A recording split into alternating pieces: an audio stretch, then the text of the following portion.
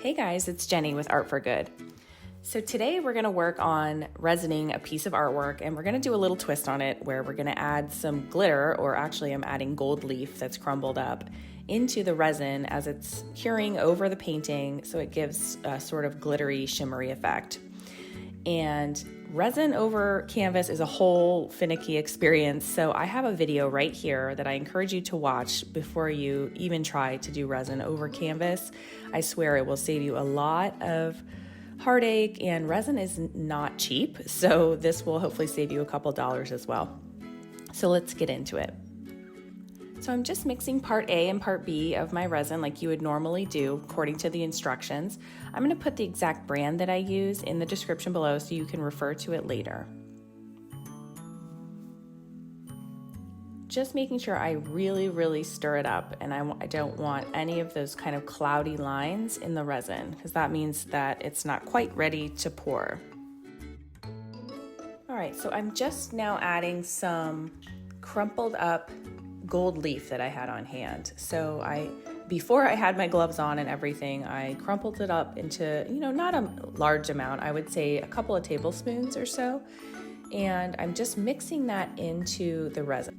I'm just kind of trying to break it up into tinier pieces as much as I can.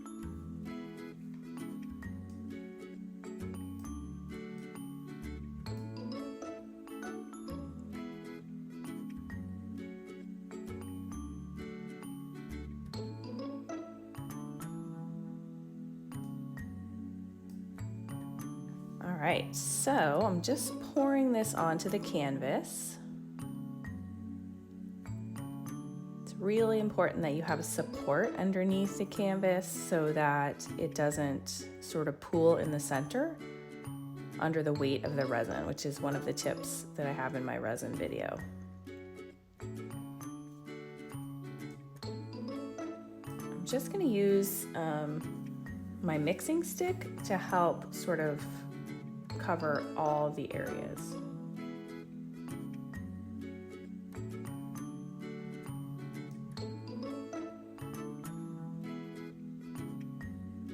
I find it's better to, if you have space to do resin outside. It can be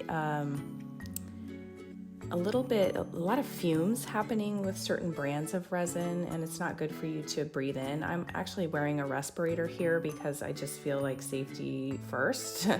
I love to do art, so I'm doing all kinds of resin and spray paint and all kinds of things, and I just want to take care of myself, obviously. So I would encourage you to do that as well.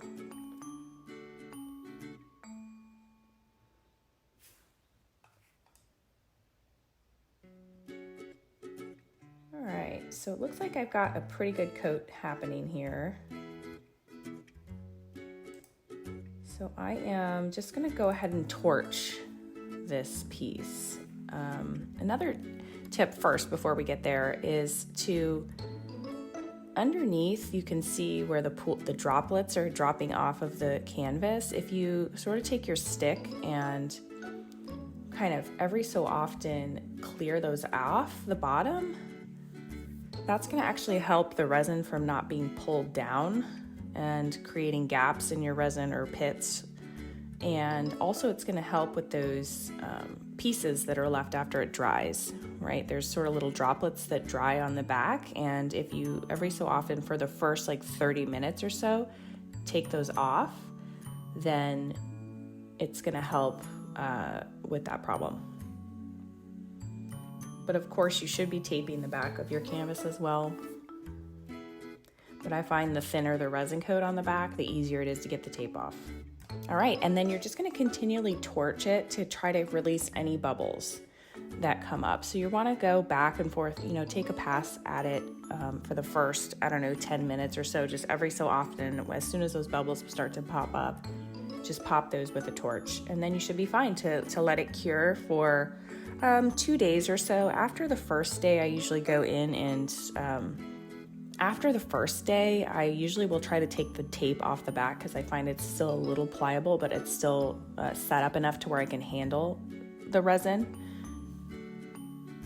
You also want to make sure when it's overnight, you cover it in some way to keep any of the dust particles from flying into the resin and curing in that, or bugs or whatever have you.